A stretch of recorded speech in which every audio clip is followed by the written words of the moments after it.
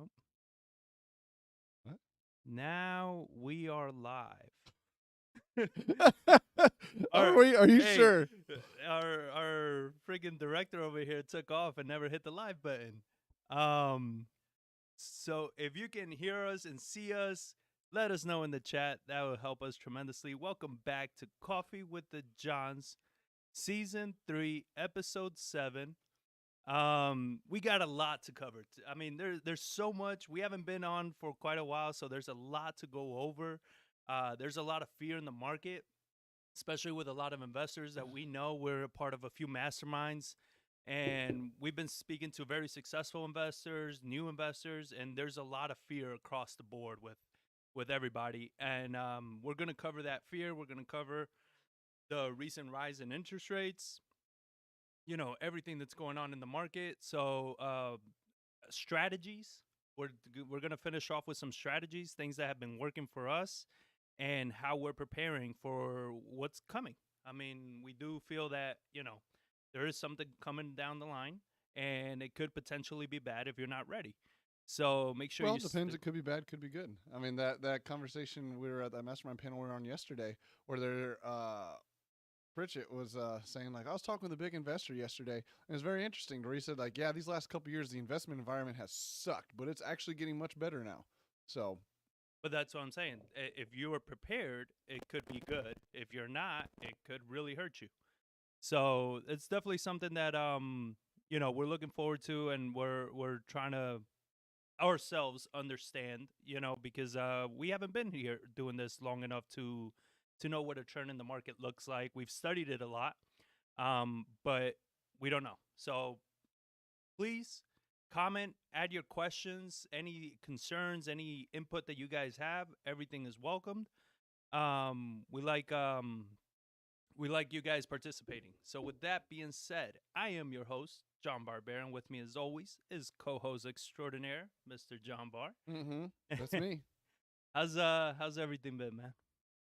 It's been good. A little stressful these last couple of months of just trying to get a few things closed out, get some few projects finished, get them on the market. Some things like that should have sold, would have sold 6 months ago, aren't selling anymore. And it's like, damn. So trying to adjust to that market and just like, what can you do to try to incentivize and push those sales and to get them sold? Like, what do you need to do? Do you need to drop the price? Do you need to do incentives? Like, what is it that you exactly need to do to get those things sold? Yeah, So and, it's and been and what are you seeing? Are you seeing that, especially when you're listing properties and you're seeing comparables and stuff? Are you seeing more incentives being given out to no. either buyers or agents or anything? No, I'm not yet, and that's one thing that we had a discussion yesterday. And I called an agent that's doing some stuff for us, and I was like, "Hey, I want to offer incentives, but the way buyers find properties is much different than it was 10, 20 years ago when we had a last big recession and stuff when you needed to incentivize ability to get houses sold. So this is the first time you've had to offer these things in, I mean, what, 12 years, 14 years? No. So it's a big shift where we're talking about, okay, how do we get the incentives out there? How do we get this stuff done to, besides just doing price drops, how else can we incentivize buyers to come look at our properties to buy them? So I'm not seeing it, and I think you should be seeing it, and we're going to be offering those things on the properties we're listing now. It's like, hey, buyer incentives, whatever that incentive may be, where it's either concessions, it's appliance packages, it's free upgrades, it's buy down points for rates, because that's a huge problem right now is those payments. So yeah, I definitely agree that I think people should be offering in some form of incentives to get people to do it, because that is the problem now. That we were talking with Dan Francis, the CEO of Stepstone, yesterday. He asked that question, and he just basically asked, like, hey, in 2009, 10, 11, we were seeing buyer agent incentives saying, hey, we're going to offer instead of 3%, 3.5%, or bonus of 1,000, 1,500. And I just kind of pushed back. Yeah, but in 2008, it wasn't it was a different problem. It was like nobody wanted to buy houses back then, and there was not very many agents. Right now, we have the opposite problem. People want to buy houses, but prices are just way too high. Mortgages are way too high. They're too expensive, and we have a ton of buyer agents out there. So the problem is now the payment. not the agent and finding buyers to incentivize to buy houses. Because people want to buy them, they just can't afford them. So how do you do that? You can do buyer incentives as far as like, hey, we'll offer you $3,000 to buy down your rate from a 7% to a 6%, or whatever you need to do to make that payment more affordable for them, and basically prepaying their interest, or doing. We had another one of the agents yesterday talk about a 2-1 buy down. I wasn't exactly sure like what he exactly meant by that, but he said he is offering those 2-1 buy downs, and it is exactly that. It's like buying down the interest rate. It was like it bought down the interest rate a percentage or so on the first year, and it bought it down another percentage the second year. Yeah, something like that. It was like, interesting. Yeah, it was like a 2-1. The way it sounded, like it bought it down 2% the first year, 1% the second year, and he said it was costing about $10,000. He's like, but it gets the property sold. Yeah. So that's one thing you have to do. Or another agent, when asking you yesterday, was like, "Are you guys still buying flips?" Like, I definitely would, but I'm underwriting them completely different.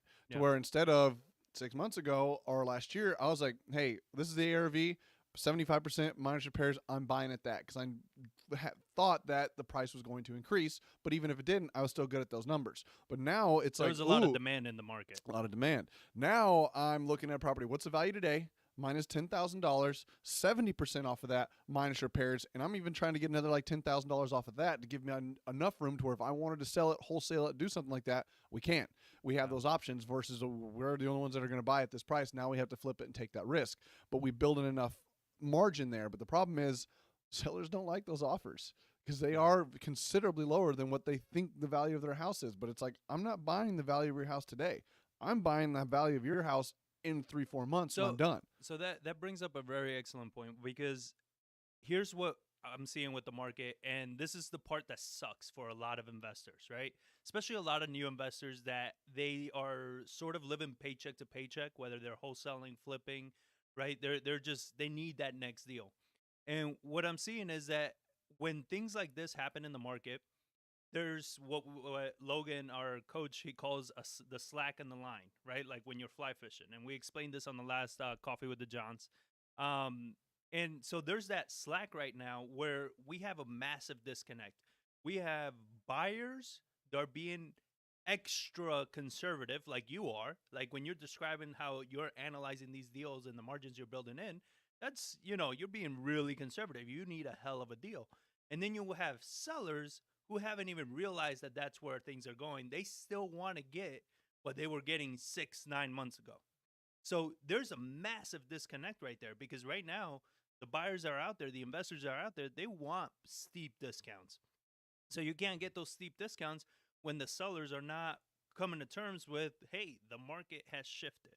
So this is why, one of the biggest things that you can be doing right now is improving your follow-up game, right? When you are speaking to sellers and everything, you submit an offer. It might be low, you might piss them off and everything, but follow up in a month, follow up in 2 months, because these people, they're going to see that they're not going to be getting, even though they're getting wholesalers submitting these offers and submitting the offers that they want, they're not closing on them. And I've recently spoken to a few investors that are all over the country, and specifically a few in St. Louis, and they're telling me how, they started rehabbing a house, and all of a sudden they're running comps, and the comps are showing a $20,000 decline on what the ARV is. Depending on how you're rehabbing houses and the work that you're doing, like a $20,000 drop could really wipe out. Well, I mean, a lot you look of your at 200,000. Think about it on a percentage margin, where like they say your average business makes 10 to 15% profit. So if you're selling a house for $250,000, 10% of that's $25,000. Yep. So you're talking 32.5. And if you have for 15%, you have to drop $20,000 off that to get that thing sold. Like $5,000 margin, or now 22.5. Like, yeah, or 17.5. Like, you have very small margins now for profit. And I mean, if you're running any form of like sizable business or have overhead and stuff like that, like you can't survive off $17,000 flips unless you're doing like a ton of them and you're really streamlined with this. And we know firsthand experience, flipping houses is not a very streamlined or streamlinable business, in the sense that there's going to be a lot of people, a lot of moving parts, a lot of issues constantly with those properties. So yeah. So you are pulling the data right now for you're getting ready to record the market update, which will probably be releasing early next week. What are you seeing as far as months of inventory? Like, how are you seeing the San Antonio market? I mean, it's rising for sure. But I mean, it's still it's interesting because we've had these conversations. Like, you look at the inventory levels, and they're still not bad. Like, if you just looked at the pure data, you would look at it like, okay, that's not bad. The inventory is rising, but it's not just like shooting up month over month like it or by huge amounts. Like, now, Austin, different story. That city's inventory just skyrocketed very quickly. But ours is kind of gradual. It went from like 1.6 to 2.1 to 2.8 to 3.3, but those are sizable increase, but not as bad as like Austin. And I think last month we were at 3.3, and that's still a seller's market, not a buyer's market. But the difference is, you go back to 2019, we were basically neck and neck in the inventory we're at 2019. But the buyer sentiment is much different than it was back then, because you speak with agents and they says, yeah, man, trying to get buyers to go into houses, trying to get people to buy houses, it's much more difficult to do. And they are picking things apart. Like, they walk in, they see something's out, they kind of look at their agent and go, how many more properties we got to look at today? Yeah. Because they know they have options and they're not competing offers anymore. So you do have to, it is much different market. So inventory is rising, buyer sentiment is falling. So with these rising interest rates, I mean, it's, and we were talking about this yesterday. I mean, you want to talk about a whiplash. We started the year in the threes, then it shot up to sixes, then it dropped back down into the fives, touched four for a second. Now we're up at 7.5. And where it's like, dude, you're just seeing, like, could you imagine being a buyer and say, hey, you're qualified? And those are big swings in payments. So you're qualified for 300. Oh, you're qualified for 500. Oh, now you're back down to 250. Oh, now you're back up to 375. Like, just swinging all over the place. We're like, I can't freaking do this anymore. Well, and that this is the crazy part, right? So right now we have the Fed that raised another 3/4 points the interest rates. So I'm looking right now, 30-year mortgage. If you have a 700 to 720 credit score, is 7.75%.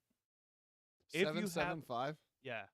If you have above a 700 credit score, which most Americans, they don't.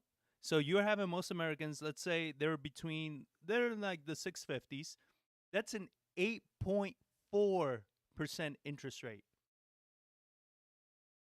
Yeah, let that sink in. 8.4%. That's insane. So when you're looking at, interest rates, you're looking at people, what's going on with affordability is, we were doing the math before. It's like a 40% drop in buying power for most buyers. I mean, every 1% drops 12%. Buying power. Your interest payment your mortgage payment goes up 12%. For every 1%. Every 1%. So you think about insane.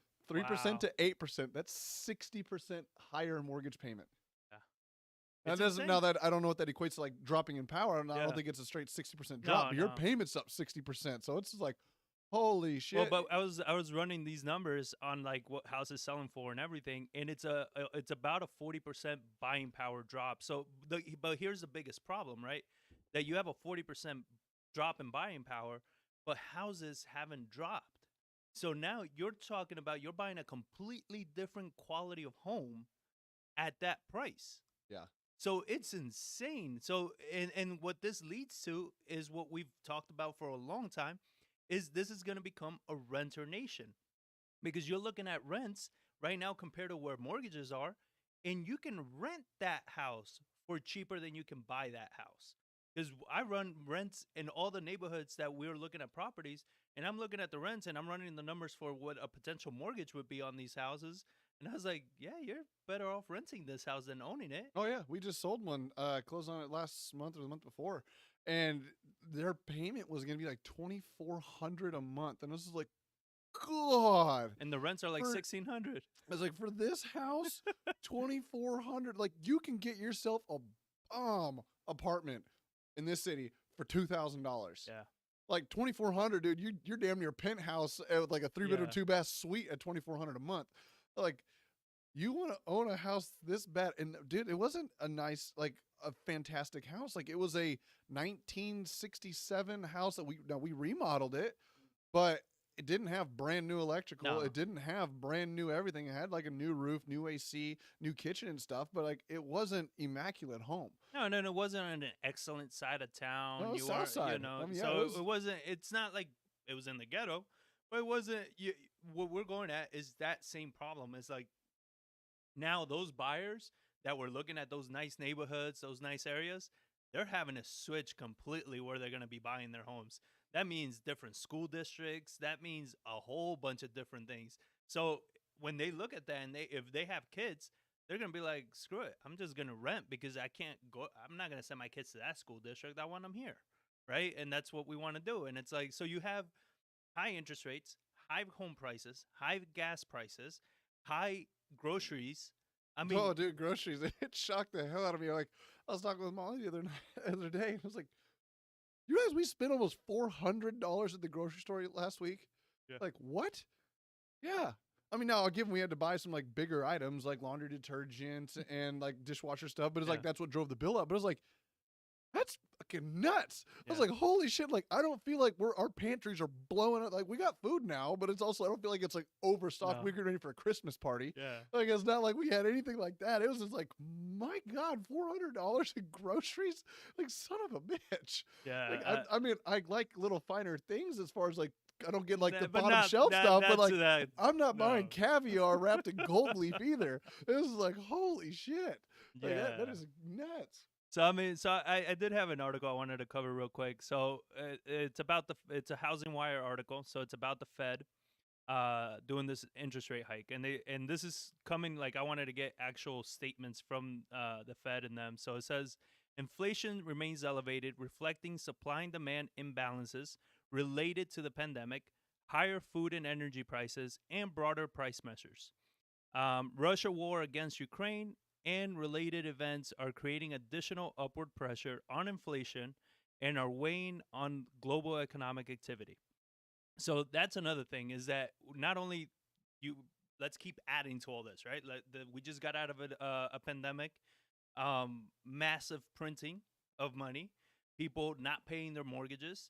I heard recently that, I didn't even know this was happening, but they were doing car loans where you didn't have to make your first payment for like a year or 18 months out. I didn't know that was a thing.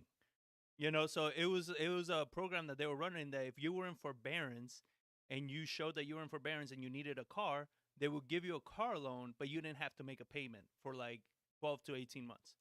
So now you're having all these people having to make a payment that's close to a damn near $1,000. Dude, I saw something rolling through on Instagram or social media or something like that, and it was Dave Ramsey.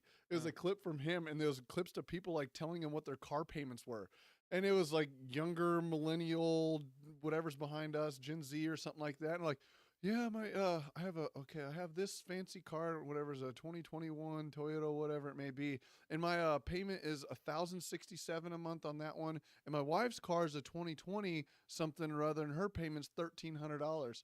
And it switched back to Dave Ramsey. He's like, $1,300, $1,300 for a car payment?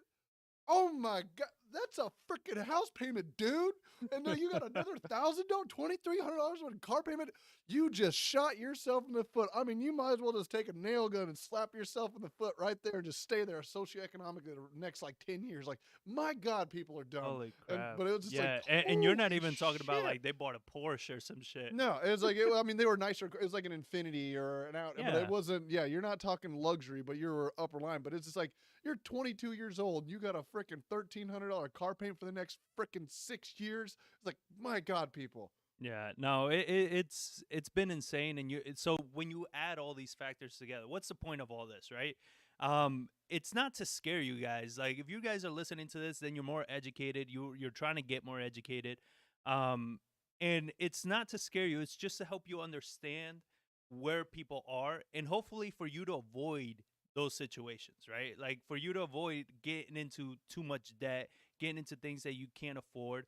I mean, what's possibly coming down the line, it is pretty much, it could be pretty bad, because for a lot of people, they're already talking about massive layoffs in a lot of companies. Here in San Antonio, I don't know if you saw this, but we have a Rackspace, which is a massive company. Mm-hmm. They own a building on the northeast side of San Antonio of 1.2 million square feet. They're about to move to a new building that's ranging between 70 and 90,000 square feet. because they've downsized the amount of employees they have because they're getting more remote workers, more work from home workers, all that. So they're going from 1.1 million square feet down to about 90,000 square feet Yeah. building. Like when you take that, you run Well, I'm those curious. numbers. Like when I saw that, and I was just kind of like, but Rackspace was a cloud computing company when they were founded. So like, I'm wondering how much of that 1.1 million was just data agree. storage. So I like, agree. what was the office size and Yeah. down? So they're saying like 200,000 square feet down to 90. But they specifically said it's because of their downsize of employees. Yeah. They specifically said in the article that it was because they have so many remote workers and they've outsourced so much of that work. So they're downsizing, and we're seeing it across the board. I saw even your favorite company, what is it, Open Door? They're downsizing like 18%. Elon Musk that just went into Twitter and he's Laying freaking off firing like 7,500. I was reading on that this morning. He's laying off like 7,500 employees, and he got sued because there's some federal law that says that you have to give people 60 days or something like that for mass layoffs. I believe that. Yeah. But I don't know. It's going to be, that'll be interesting. But yeah, Yeah. and I was seeing like commercial real estate. They said they don't feel like we've seen the bottom of the commercial real estate yet because of the way those leases and stuff are turned out. But they're saying that studies have been done and companies only need 80% of the space that they used to. So that's a 20% drop. And when you look at the square footage drops and like price drop and everything like that, when you take that in, it's like, that means commercial values just dropped 20%. And those loans that those things got originated on however many years, decades ago, were based on full occupancies and those rates. So this big pandemic shift, like they don't feel like that's rolled into the commercial real estate yet. So it's going to be very interesting to see how that plays out in the coming years. Because they're talking about like what's the opportunity that could be there. Because there's no such thing as like a quote unquote bad product. It's just a bad price when it comes to real estate. So it's like you just paid too much. If you would have taken another $100,000, $200,000, $300,000 off that commercial value or loan, or your purchase price, then it would have been a good deal. Yeah. But when you buy at ultra leverage highs you can get just to try to eke out that return, or if you're a big syndicator, make your fees and not really care about the long-term projections of your project, like that's not going to be it's not going to be good. Well, and another article I was reading was they were talking about that you have this past year there was about 40% of commercial leases didn't pay their lease. 40%. 40%. I was shocked at that number. But then at the same time, I wasn't, because then when you're looking at where everything is, and they keep talking about low unemployment and all this, but we keep hearing and seeing so many people laying off people. They're not even just laying off, but they stopped hiring, right? So they're not hiring as much as they were before. Everybody's very scared and concerned about what's coming down the line. So massive companies, Facebook, Apple, all of them, they've completely drastically cut down on their hiring, and they're even preparing to do some cutbacks. Well, it's like Amazon said they were doing a corporate level hiring freeze. Yeah. Just like, we're just going to hold off for right now and see what happens. So the big layoffs haven't happened yet, but there's talks. Yeah, there's talks. And sometimes those are the talks that actually get them to happen. Yeah. When you start talking about all these things and you start preparing for something bad to happen, you kind of cause it to happen in a way, right? Because everybody is like, let's not spend. Let's not do this. Let's not do that. And all that has a trickle effect. It affects the next companies you would have put the money in. That's exactly what needs to happen, though, to curb inflation. And we were having in some of our private text chats where somebody asked, like, why are bonds in the stock market moving in the same direction? They're supposed to be inverse of each other. Like when stocks go down, usually bonds go up. Bonds go down, stocks go up. But it's like, well, that's the problem with inflation. Like the markets move at the same time because inflation kills the shit out of debt. So nobody's going to put debt at 2% when inflation's running at 8%. So they hold cash. And then nobody's going to put things into stocks because stocks borrow off of debt and off of spending power of people and potential growth. So people sell stocks to hold cash. So people start hoarding cash in inflation because because you talk about that cash is trash. You're like, God, your cash isn't even beating inflation. But you look at it, it's like, geez, if you just put it in a high yield savings account, you're getting 3.5%. Inflation's 8%. So you think about it, like you're only losing 4.5%. You look at the stock market, it's down 20%. You look at bonds markets, and it's down 15%, 18%. So it's like cash has almost become the best of the worst evils right now. So No, I do believe that right now cash is going to be king. Like if you can sit on cash and you can liquidate some assets and sit on it, because the way you're looking at how all these things are going to come down the line, we already started seeing it in the more in the luxury side of real estate, where we have a buddy of ours that he was telling us about a property here in San Antonio, listed for 1.5 mil Yeah. this year. It was down to 1.2 mil, and he was in talks And with then the it's dropped to agent 999, so $1 million. to a million, but he's in talk with the agent at between 600,000 and 700,000. So from 1.5 to like 600,000 700,000 that they're talking right now, and in a few months, Yeah. And like then they bought it like 3 years ago for like 800 or something like yeah, that. You looked it up and you could see the sale history on Zillow, and it was like, oh man, they're taking 200,000. Like, cause he's like, it hasn't been like serious conversations, like, but we're talking. It wasn't a hell no. What are you talking about? We're not even doing that. It's like, but we're having conversations. Last year, if I would have offered that, I wouldn't even got a call back. yeah, It'd no. have been a middle finger, and that would have been it. So and this is the time where like PBD says, Patrick Bet-David, if you guys haven't heard, definitely check him out. But he does say how he's like, this is a time to make disrespectful offers. And what does he mean by disrespectful offers? Is that don't be ashamed or shy to submit low offers right now, because that's where the market is heading. I mean, So we've gotten them on some of our properties. yeah, I mean, we listed one of our rental properties. I listed it for I think like 245, and then dropped it to 240, and somebody came in and offered 205. I was like, get the hell out of here. And it's Yeah. like, what? And I asked, what was that for? And they're like, well, because it'd been on the market for a long time. It'd been on the market for 3 weeks. There was already that's somebody, a long time there's, now. Yeah, there was already somebody out there trying to, because you have to change the baseboards, the money she's going to put into it. I was like, no. And then I was like, I'm not taking that. And then, and it was exactly that. They were trying to fish for offers. Yeah. So Yeah, so I mean, we're seeing all these things, and it's gonna create a lot of opportunities in the market, but you got to be ready for it. So yesterday in our text community, I sent out a message asking people, "Are you worried about the possible coming collapse of the real estate market?" Right? And there was quite a few people that were saying yes, they are worried a little bit. What I found interesting were all the people that said no.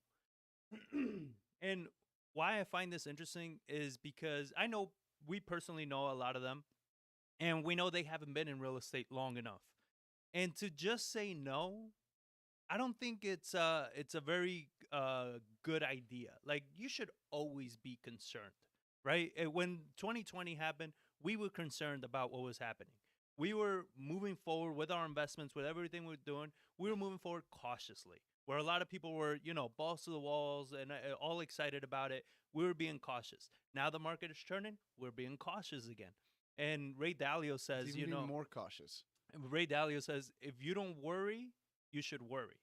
But if you worry, you shouldn't worry, right? Because it's one of those things I think, and you can frame it however the hell you want to frame it, worrying, concerned, whatever. But if you're not, curious about what could happen, you're going to have too many blind spots that you're not going to see because you're overconfident.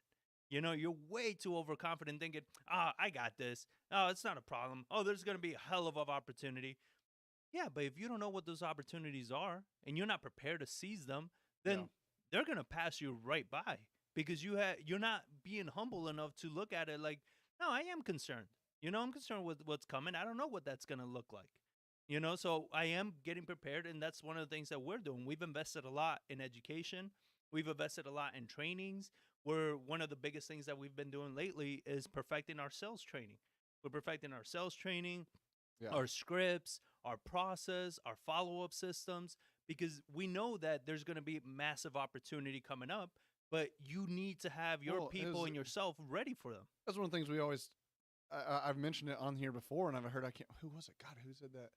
Oh, it was Rick Edelman, where he's like, "There's no such thing as good times. There's bad times and preparing for bad times." Yeah. So these last 2 years, you don't get booms like that without some repercussions. Yeah. So it's like if you weren't preparing during those good times these last 2 years, sorry, man, you're about to hit those bad times. So it's like you weren't preparing for the bad times, and now it's in bad times, and now you're in trouble. Or potentially in trouble, or you're gonna have to pivot because you already hear people saying that it's like, I just can't make any money. Nobody's accepting my offers. Like, I don't have any money. I got to go find a job. And it's like, but us professional investors, people that have been preparing, it's like about freaking time. Yeah. Because, like, dude, these last 2 years, it's just been absolutely nuts. Like, the stuff you're seeing people pull off with these wholesale fees and then bringing so many people in the market, selling the sizzle of real estate and how much money they can make, flashing the checks in front of Lambos and stuff like that, and bringing all these people in, and then just driving prices up because they're selling products. You're going to be seeing a lot of Lambos for sale next year. Drastically reduced prices. I'm gonna sub to my first Lambo. How about there we go? We're gonna go to all these wannabe gurus and be like, so you really take pennies on the dollar on that Lambo? I subbed to an S10 once, so I mean, why can't you? Yeah, that's right. Yeah. But so I listened to a talk recently that a friend of ours, Brian Schroeder, did. He's I'm gonna have him on the podcast soon, and he's a really smart investor. He doesn't know I'm gonna have him on the podcast soon. So is that just you like projecting into the universe? I'm throwing it out to the universe. I want him on the podcast.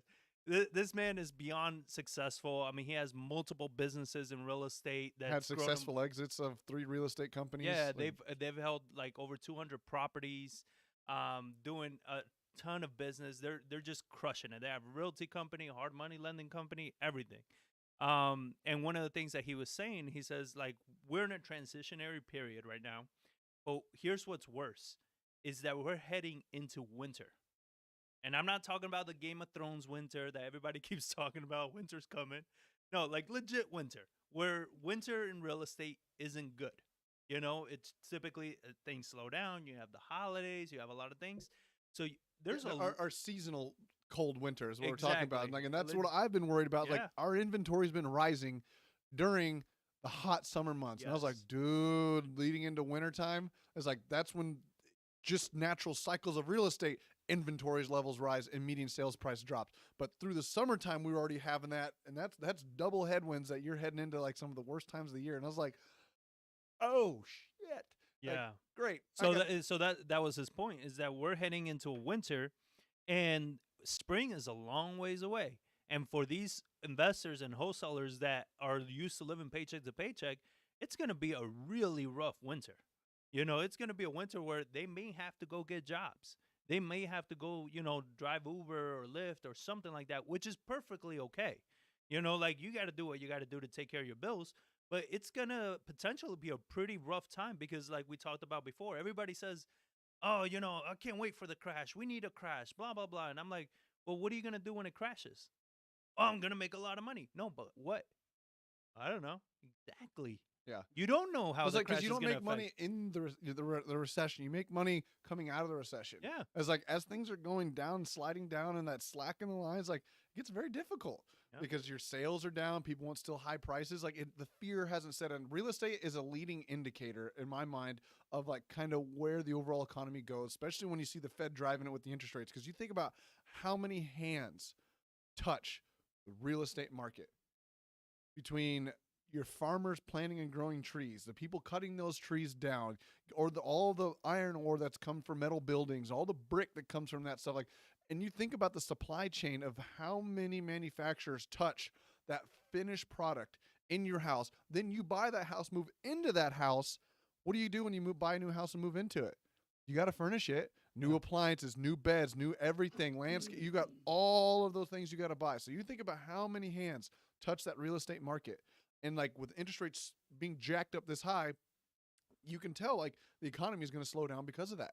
Yeah. So once those rates start coming down, that's how they literally drive the economy. Is through those interest rates, and real estate's a huge piece of that market. And I mean, people don't have as big of families when they live in a 1-bedroom apartment.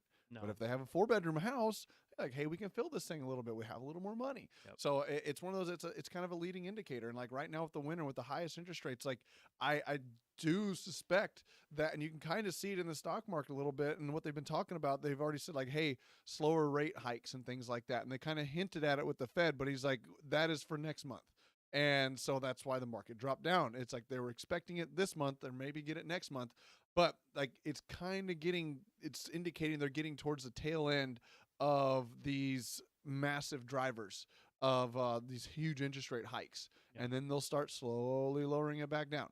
So, but it's all of what they've done this year has not hit the real economy yet.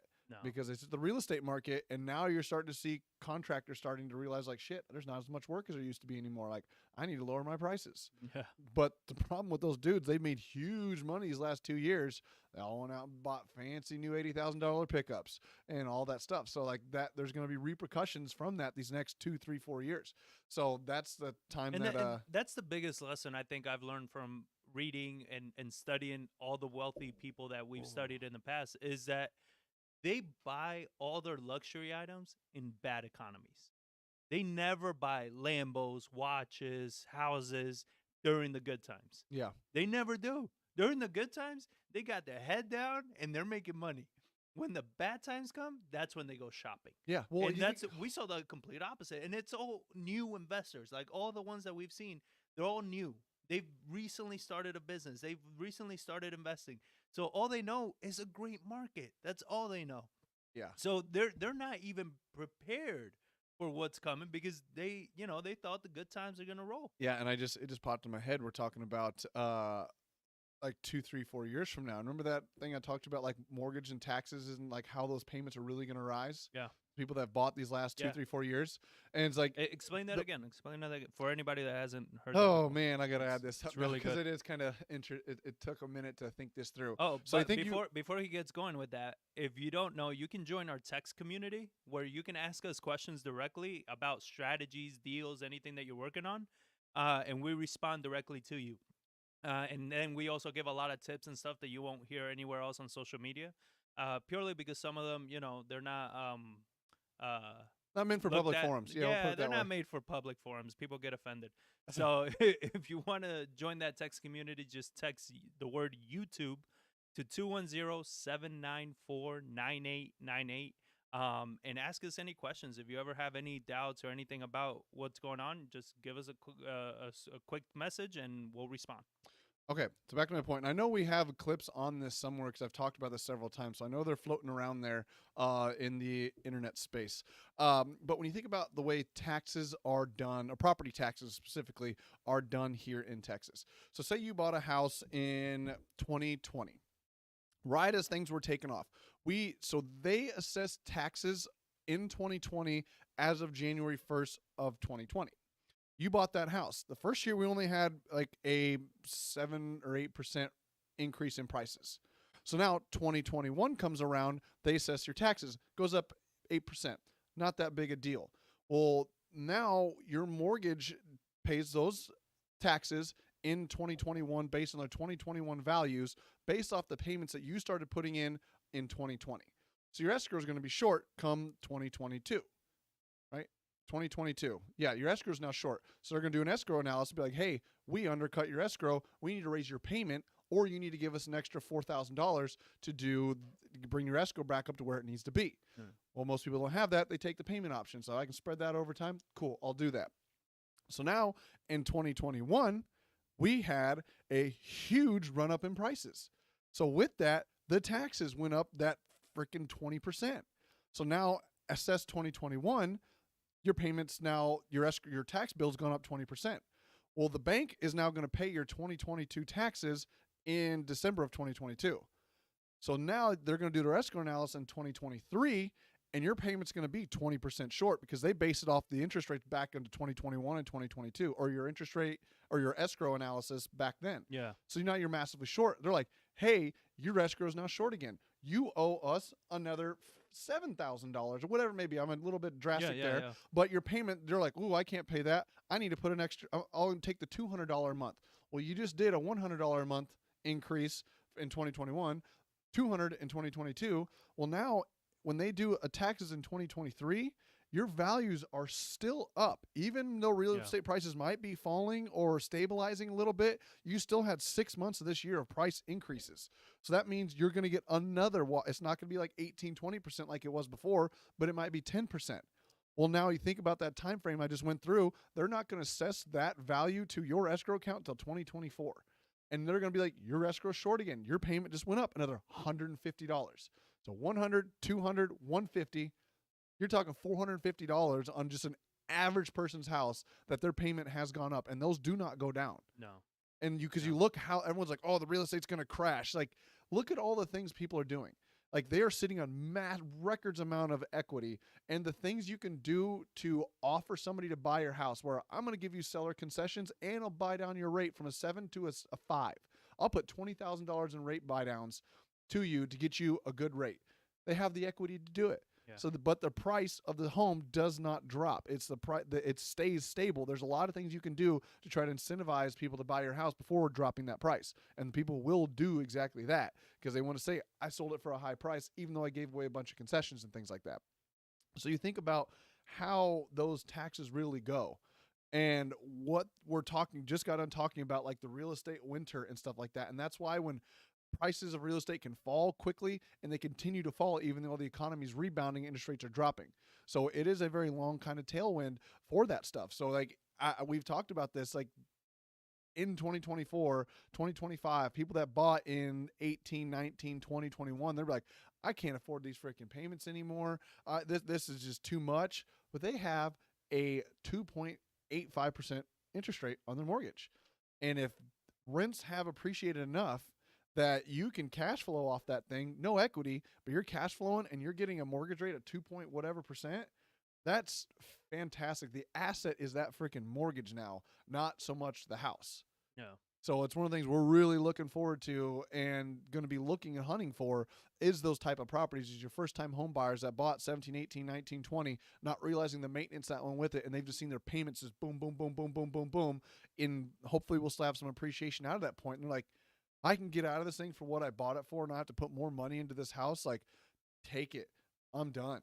So, yeah, it's definitely going to be a very interesting time and a lot of opportunities. Which, like I said, towards the end of this, we're going to talk about all the different strategies you need to start learning and paying attention to, because it's the only ways that you're going to pretty much make money in that kind of turn.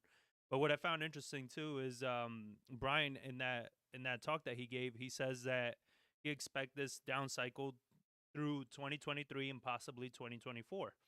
And I was just reading an article by that Wells Fargo, which apparently they're a big mortgage note generator and holder. They project sharp declines in new home sales of 10%, existing home sales of 7%, and single family housing starts of 7%, and housing GDP of 10%. And then that's this year. That's what they're expecting this year. Then in 2023, Wells Fargo expects the housing downturn to intensify further. Next year, the bank forecasts another drop in new home sales of 6%, existing home sales of 13%, and single family starts of 12%, and housing GDP of 16%. So they say a housing correction is already underway. The primary driver behind the housing market correction thus far has been sharply higher mortgage rates. The fiercely hawkish Fed is one reason why we expect mortgage rates to remain above 6% through Q4 of 2023. So this is something that I saw across the board from, it didn't matter what side of the aisle they're from. They all expect, like, even if rates come down a little bit and everything, mortgage rates are not going to go down below 6% anytime soon. Well, that's what, and you think about it. Somebody bought a house in, say, 18, 19, 20, or whenever they bought their house and stuff like that. They got a mortgage rate, like I think it was 85% of U.S. mortgage holders are below 3%. And I was like, holy shit, that is insane. All these people that refinanced everything, this historical one-time, like, kind of drop like that. And now they look at, like, I need to upgrade my lifestyle, upgrade my house. I want to upgrade. It's a emotional purchase, not a need at that point. And they go, all right, they start going shopping. They start looking at mortgage rates.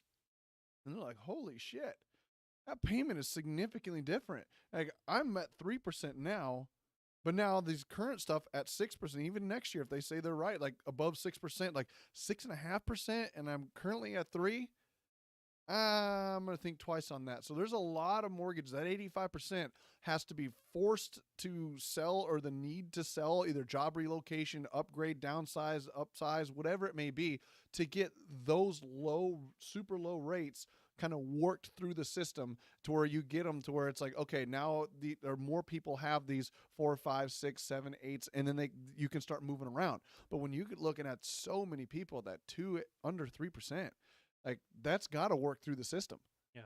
So Well, and I think that's also going to create more pressure on real estate because you're going to have a lot of those people that they're going to probably want to sell, but they're going to look at the market and be like, well, where the hell do I go? yeah, What where do am I I going to go? do? Yeah, where do I go? And you just look at the price. Like for me to get the equivalent house, like my payment, I'm one for one. My payment's $500 more Yeah. a month just because of the interest rate. Even if you just move your equity, like you sell my house for $100,000 and I put it down on $100,000, most people are upgrading, so they're going from a $300,000 house to a $400,000 house, and that extra $100,000 of debt plus all the debt you still had to pay off Yeah. went from a 3 to a 6. Like you're talking 30%, 36% just on the debt that you were still carrying. And then now you got to add another 100,000 on top of it. So yeah, it's gonna be very expensive, and a lot of those people are like, there's a lot. It's gonna be a very long tailwind that, or headwind, I guess, at that point to kind of get behind those rates and to see things kind of stabilize. Yeah, and I mean, and then you keep having even more downward pressure from the stock market. People are losing for a lot of people that do have, their retirement and everything in the stock market. They've seen a lot of wealth get wiped out, and you're saying it's The fine. wealth effect. Yeah, it's fine because it's gonna pick back up. Yeah, but what if you're a baby boomer and you need to start pulling that money now to maintain your lifestyle? Like you lost a lot of net worth recently. Well, yeah, especially because most of those older people they start transitioning to bonds Yeah. for safety. Safety ain't been in the bond market this year. It's been through the roof. I mean, it's dropped. I mean, not as much as the stock market, but it has dropped a a ton. So it worries a lot of people. So it's not just like your portfolio stayed the same to where you're like your typical like 60-40 or whatever it is, or even if you're swapped the other way 40-60, you're still seeing huge declines in those retirement accounts because even for real estate, oh, real estate's so much safer. Like, yeah, because we're based on a year-over-year basis, and we don't have immediate liquidity like that, to Yeah. where it's you can already see it slowing down. We're still up year-over-year for sure, but we're not year-over-year 20% anymore. We're starting to get down, and I'd expect this month to be back in the single digits on year-over-year appreciation. Well, But I that's saw still, the S&P year over year; it's down 16%. yeah, So I mean, like that's a massive wipe in your buying in your not in your investment potential. Now, I did have a question from somebody that they asked me, is now a smart time to be buying rentals? So what are your thoughts on buying rentals in this kind of economy and yeah. what do you see there? I mean, it's always a good time. Like, when was the best time to buy something? It was an asset. It was yesterday. Right. So, like, is it still a good time? For sure. If you buy the right house. Is it a harder time to buy that right house now? 100%. Right. For sure. But is it a great time to buy rental? If it cash flows and you have enough spread and you know what you're doing, yes. I mean, we're still buying, but it's also like I just talked about. I'm not buying it 75% minus repairs anymore. I'm 10 grand minus 70% minus repairs plus trying to get a little more on top of that. So if I were to buy, I'd be great. But I know plenty of people that would still buy when the right opportunity presents itself. But like I said earlier, like there's no such thing as a bad product. It's a bad price. So it's on you to find that good property to get that mortgage payment where you need it to be to buy a rental property. So yeah, it's a good time to buy rental properties. It's just harder to buy rental properties. So how That would you cash be flow. analyzing a rental right now? I mean, it's solving to the payment. Like you just need to run like, hey, based on the payment, the repairs I need to get, the refinance I need to do, I would want more cash flow right now than just saying like, I'm doing fine at $200 a month. Like, no, I would want 300, 350 or more. So it's solving to that payment. The problem is people's mortgages are higher than what you're willing to offer. But I mean, we got, I don't know how many in the like 1.8 million entries between like commercial and single family housing here in the United States. That's a lot of property, and not everyone has mortgages, so the deals are out there. They're just hard to find. So I would solve to the payment. And the other problem is like that they got to factor in is what you talked about before about the taxes. Those people, like, it affects cash flow because if your taxes are also going up that much, you got to do rent increases. Yeah, And rent increases usually suck, especially if you got to, like you're saying, if your mortgage went up 150 and you're trying to increase your rent 150, like that's going to hurt your tenant. You know what I mean? Because a lot of tenants, from what we've seen, they don't make that much more than what they need to qualify for that rental. yeah. So now all of a sudden, they pretty much don't qualify for that extra 100 that you got to raise the rents. So is there a type of property you're looking at? Like, let's say, you want to stay within, the more affordability bracket, lower end. What are you seeing there? I mean, I would definitely try to stay. I mean, it's every investor's got their flavor. Because we had a conversation not too long ago about like people buying new construction. Mm-hmm. It's like just buying a brand new home. It's like you're not going to cash flow, but if you got the cash reserves and the job to sustain it, and I would buy brand new houses if I was sitting on that kind of employment. Because like a brand new home is going to have very little maintenance. You get the best tenants in the world, but you're not going to. It's going to be a great long term investment. It's not going to be a great short term investment.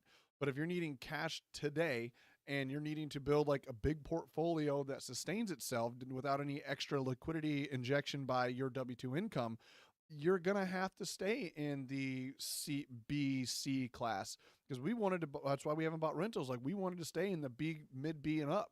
And like you can't find those anymore. You can't find payments, or you probably can. They're just much harder to find, which is why we haven't bought anything because we want a certain level of tenant.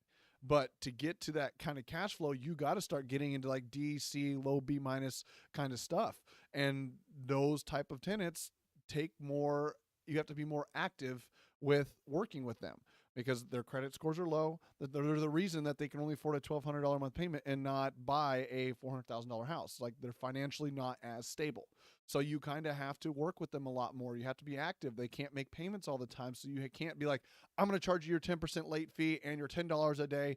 Get out of the house. Like you're constantly going to be turning over tenants at that point because you're never going to be able to get that constantly. So you have to work with them at that point. They will pay, but you have to work with them and you have to talk with them. So it is a much more active piece to get that cash flow. So you have to take that into account when you're buying your properties. So, and I completely agree with that. Now, here's a fun question I hear and I see all the time. And this is something, guys, that, I'm saying this with a lot of love, so it's not for you guys to hopefully get triggered. But you're the bad John. I'm the bad John, yes. I'm the one that, tells you the things that you don't want to hear. Don't quit your job for real estate just because it seems cool to do. I see these people all the time on social media. They're like, hey, I just quit my job to go full time in real estate. And everybody's like, oh my God, I'm so proud of you. And I was like, oh, well, that sucks. Yeah. Like, what are your plans? Are you successful in real estate? Oh, no, I haven't done a deal yet. So what are you going to do? I don't know. But why the fuck did you do that? Like, why would you give up your job for something that you have absolutely no idea what's going to happen? Just like you said yesterday, like you quit your job. Like, why? What are you wanting to do in real estate? Well, I want a bunch of rental properties. Well, you shouldn't have quit your job then. Exactly. Because you can't get, like, your ability to get financing just became infinitely more harder to do. And it's like now you can't get your conventional or conforming Fannie Mae loans at the 3%. You got to go to DSCR loans, and those ones are 2 to 3% points higher than those. So it's like, congratulations. And in this market, if you haven't been in real estate, you don't have good networks, you don't have, you're not a very resourceful person, trying to quit your job right now and get into real estate could potentially be one of the worst times to get into it. Because the market's shifting, you're going to need to be very, very strategic, creative with your financing, creative with your real estate strategies. And if you're not a person that's willing to grind that out and learn those things, because it's not that it's impossible. I believe it's 100% possible. But it depends greatly on you. You don't have the market backing you up like you did a year or two ago. Like before, any idiot looked like a freaking genius in this market because the market kept pulling them out. Yeah. But now it's like we're going to see who the real geniuses are that stay in business. I mean, I also say I've said this, like, might not be the best time to get into it, but it'll be a great time to learn. Like you're gonna learn very quickly. You're gonna learn. It's like you're gonna learn a lot of like what this market is. But I also say, like, is it the best time? Like, I don't know, because if you had bought in real estate and got into it 2 years ago, you made money. Yeah, but you learned nothing. Oh, and we're seeing that with so many. It's like you just learned how to find somebody, just sign a piece of paper, and you found somebody that's willing to pay more for it. That's it. Well, what do you call it? You're pushing paper. Yeah, you're just pushing paper. You didn't take the time to say, like, why is this person buying? You're in real estate for the wrong reasons. Because like we had that question asked yesterday, like what would a new investor do? How should they do it? And I said, what made I think us different is we wanted to know. Like we asked questions. I'm wholesaling this property to you. Why are you buying this property from me Hmm. at this price? It wasn't about the money. Yes, they knew I was making money, but I wanted the education. I wanted their knowledge in their brain in my head. And so we would ask questions. What are you looking at? How much is this stuff going to cost? What does it cost to fix this? So what's your long-term strategy? What's your projected ARV? And then follow up with that person if they're flipping it. Hey, did it work? Did you make the money you thought you were going to make? Did your budget stay within? I'm very curious. Like in developing that relationship, a good investor will see that from somebody.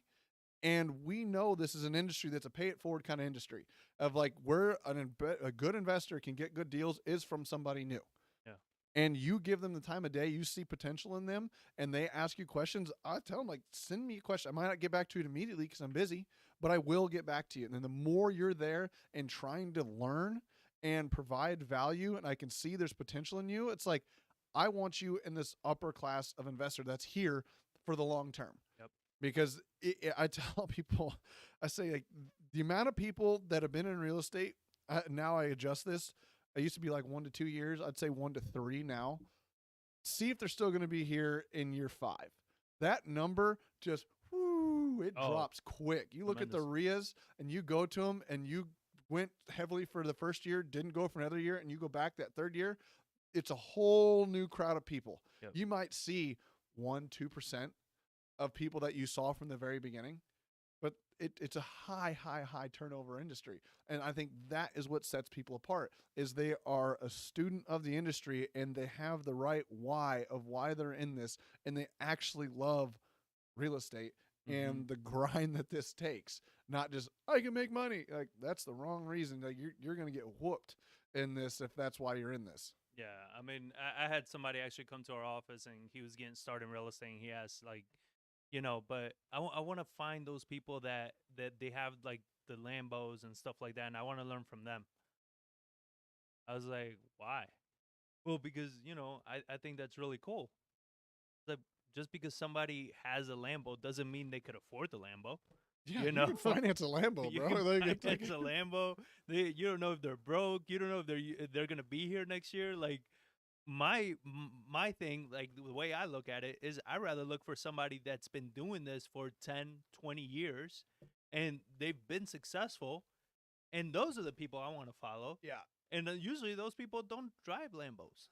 Yeah. No, like some of the most successful investors I know drive 2015 pickups. Yeah. Regular cars. Just regular cars. You would never know. They wear tennis shoes and shorts to meetups. But they It's hold like 200-300 doors. Oh yeah, They have man. multiple projects throughout the country. Yeah, I mean, it's like go to a real estate event, find a guy that looks almost like a bum. And it's an industry, like real estate's an industry where it's like you go to any other industry, go to like tech industry, go look for or sales or anything like that, insurance. And it's like it's the sharpest dressed guy with the blingiest thing. Oh, like yeah. he's the most successful guy in the room. You go to a real estate event, it's a dude look like he just walked off the street and was hanging out for the free food. You go talk to him, it's like, I own about 600-700 doors. I've been doing this since like the early 2000s, and like the most laid back dude sitting in the back of the room, like that's the guy you want to talk to. It's pretty funny. Like when you're in this, you see that because I mean you know it. Tell me I'm wrong. Oh yeah, like, some of the people we've I seen know it are like all the time, and we still see it to this day. The most successful, and I'm talking about legit successful people, not people that are just social media successful. Like legit successful investors that own hundreds of doors, that they've been doing this for decades and been successful for decades. And that's where it matters. So as we get to the back half of this show, I wanted to get into the strategies and the solutions and the things that you can do to actually prepare and succeed throughout all this. This is my favorite part. This one we've been saying this stuff because it's like I want to go back to this time in 2 years and were we right? Yeah. Oh, we were. we were. You're talking in future tense. Exactly. I'm from the future. You don't know your this. Your time machine. Where's it at? I am from the future. I have the DeLorean outside. So I wanted to start off with this before we get into like all the actual solutions. Is you need to define what success means to you, because this is where I think a lot of people get tripped up in this business. is if Lambos and watches and that is success to you, then you might struggle because the only way to have that is through making a shit ton of money, right? And to have it, legitimately and not just financing all that shit. Um, you got to make a ton of money to do that. But that doesn't mean that that's what success needs to mean to you. That's what success means to social media. That's what Yeah. success looks like to the broad, social media audience. But that doesn't mean that that has to be for you. For me, success sometimes it's we got success in putting in new systems to generate leads. It's success that I recently had a baby, and it's like I've been able You to had a be baby? home. Yeah, Man, I didn't know that you happened didn't see, nowadays. yeah. It's a new thing. Guys can have babies now. Don't be a bigot or whatever it is. Um, Sorry, world. Sorry, you too. I was just kidding. It just popped off. God, equal rights. Um, but so my wife just had a baby, and I've been able to stay home and help her out, right? And the business is still running. That is success to me, right? I'm not driving a Lambo. I don't live in a mansion. I'm not flying in a private plane, but to me, I'm still successful, right? Yeah. Because I used to be broke. I used to have to go to work Monday to Monday. I don't have to do that. I can do that. I choose to do that, but I don't have to. That's my definition of success, right? So you got to get very clear on what your definition of success is because I'm seeing way too many people measure their success by what social media shows to be success. Uh-huh. It's like, well, I've been doing this for X number of years and I don't have the Lambo.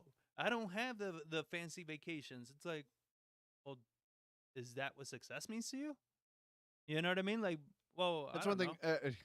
know. Like I've hated this for a long time, like social media, and like people define their success by what other people are posting on social media. And that's one reason why I hated interacting with social media so much. Is like because I could not differentiate myself, even though I know the stories that somebody's putting out are just headlines to get eyeballs.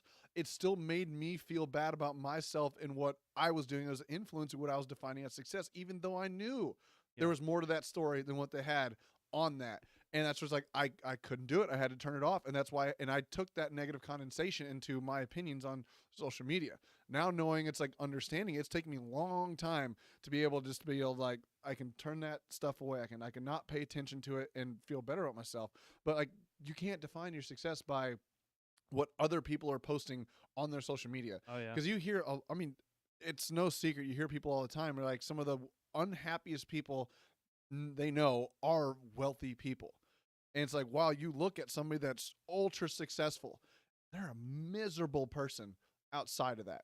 And I think like a lot of these documentaries that have been coming out of like some of like the big sports icons, people you idolize, and they show their lifestyle and like more people getting like the truth of it out there. And you're like, ooh, yeah, Michael Jordan was a hell of an all-star, but he was a freaking asshole. Oh yeah. And he was just seemed like a miserable person to be. Like if he lost a game of golf, he was at that dude's door the next morning just beating on it just to get out here. We're going to play. And I was like, I heard Yeah. about that story, and I was like, that just sounds miserable. Well, Like, just even ruins look your at day. right now Tom Brady, right? Like most successful, one of the best quarterbacks and everything, and now he's losing his whole family pretty much because of his, commitment to his job and all this, to his success, to what he wanted to do, and he's losing the things that to me matter more than success is your family. Yeah, You know what I mean? Like to me, that matters more.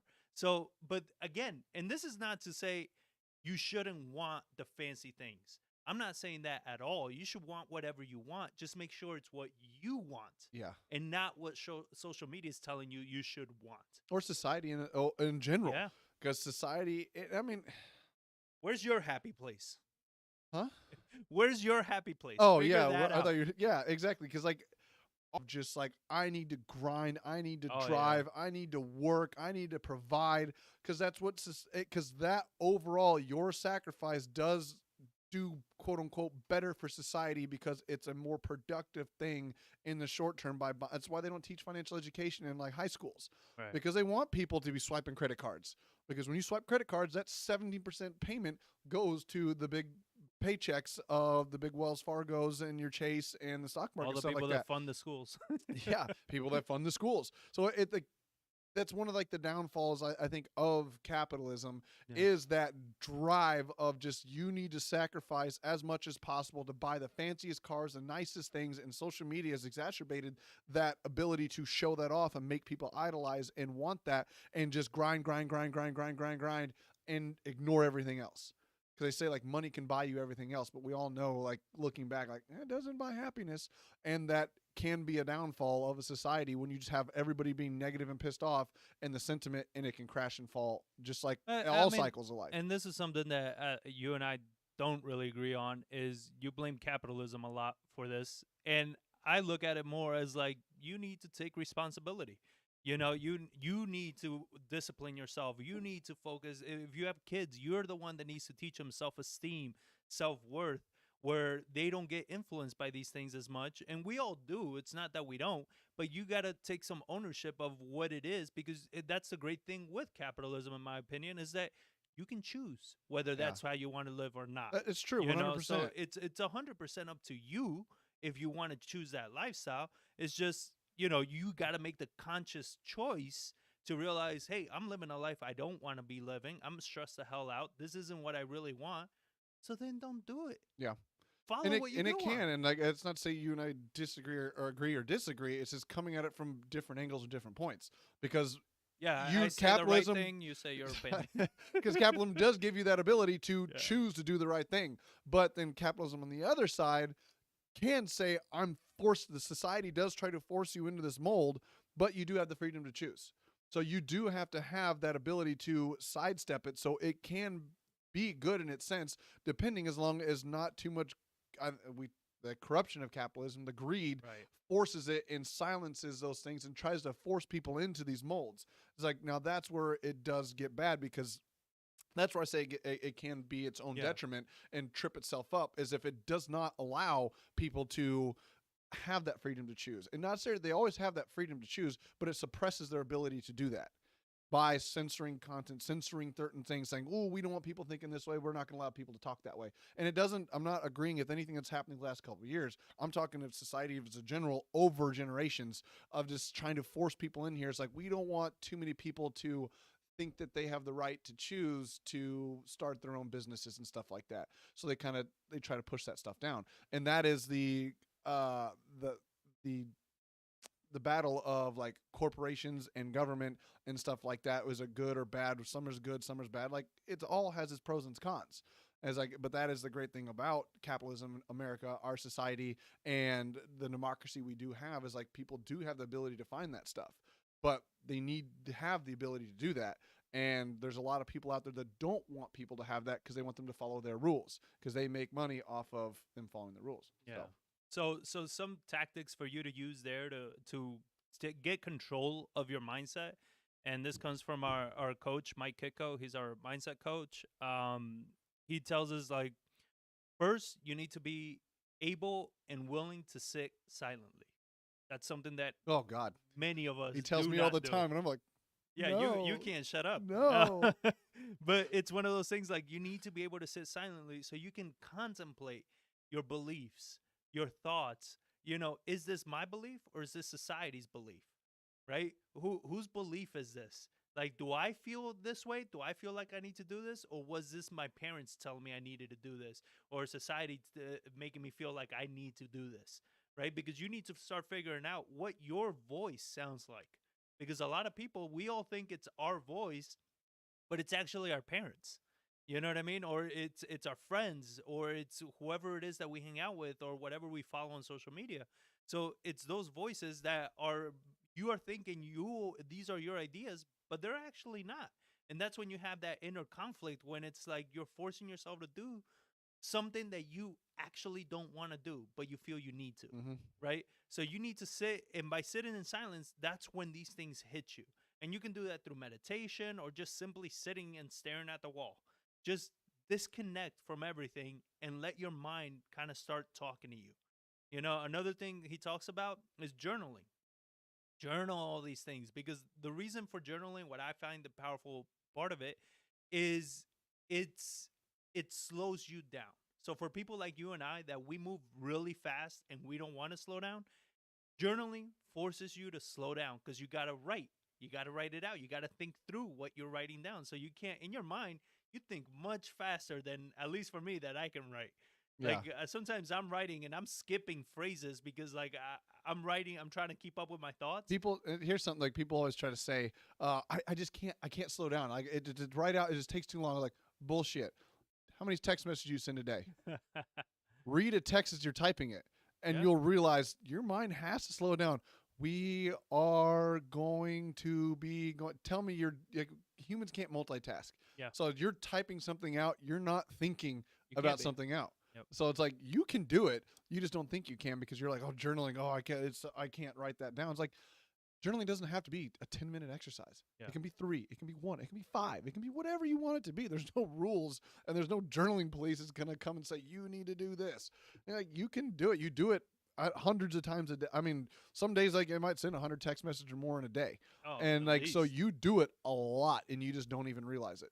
So, and then the last thing to do, so you have sitting in silence, meditating, whatever that is for you, journaling, and the last thing is reading more. And I like more mindset books. One of the books that we're reading right now, we're doing a book study on, is Breaking the Habit of Being Yourself by Joe Dispenza. And he talks about all these things, and he gives you actual strategies and stuff like that. They're great books to read. Read as many books on mindset, on how to think creatively, how to think through problems, solutions, situations, because that's where coming crisis, whatever happens, it's how you process and think about things that's gonna get you to be successful. If you're just somebody that doesn't stop to think and just moves, you're gonna miss out on so many opportunities and so many things because you're not stopping to look around to see what's actually happening. Should you be doing this way? Should you be doing something else? You got to be able to slow down. And sometimes reading these books, they give you excellent strategies and ideas and ways to ask yourself different questions. Because a lot of times, and it happened for me, I sit and contemplate. I'm like, I don't know what I believe. You know what I mean? Like, fuck it, I'm gonna get back to work. It was too slow. But when I'm reading these books, they give me questions. They're like, what do you feel about this, and this? And I'm like, oh, okay, well, that's a good question. So now I have something to actually sit and meditate on, right? And something to contemplate on. So, this whole segment here of mindset is to help you guys get your minds in order, because what's coming, it's gonna need a lot of mental fortitude, and you really need to start putting these things into practice sooner rather than later. Well, and it's one of the things we keep saying that was kind of coming to my brain and thinking right there. Like, and we're not saying it's going to get bad because it could not. Like, there's a lot of things that could not, but for sure. at some point it will get bad. So the sooner you start doing this stuff, the better off you're going to be whenever that time does come. Because it's also like economy shit. Okay, fine. Economy can be doing great. How many people died during COVID? You had a family member go down. That's a very tough time economically for you personally. Yeah. So having these things in your own head, Yeah, you can have your own crisis. like time. whatever that may be. Yep. The things that he's talking about right now help during those personal crises, and economically, socioeconomically, your internal. Anytime you're feeling difficult stress in your body, like, and you could just having a bad day yourself because you did something, you woke up and stubbed your toe, like. Yeah. Being able to like ooh, calm yourself down and be centered, and knowing what your whys, your definition of successes, all of those things is great for you and your mental health and your long term and your career. Because like Mike always says, like he's like, I'm not a business coach. While yes, business is a big part of what I help people with, my thing is helping guide the entrepreneur, the business owner. Because what I've seen, if the business owner or the head of that organization is happy in their personal lives, the business kind of takes care of itself, because a business is a reflection of the mind of the people that are running that organization, whatever that may be. Yeah. Because he used that example of just like Brian Schroeder. He's like, when I met him, when I first met him, and then I first met his business, I was like, oh my God, like this is the exact way your brain runs. So if you're not right up here, your business isn't going to run well either. But if you get it right up here, it's a self-reflection of who you are. And a lot of people don't understand that when they're struggling with marketing, with deals, with things like that. It's like that's a reflection of your mindset that you're struggling.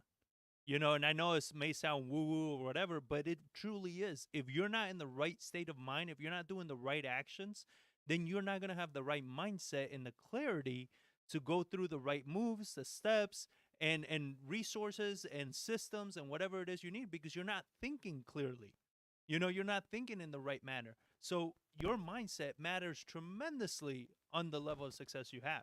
So make sure you implement these things. And like always, join our text community and text me. Like, I love talking about these things. If you're having some issues, you want to talk through certain strategies, just shoot me a text.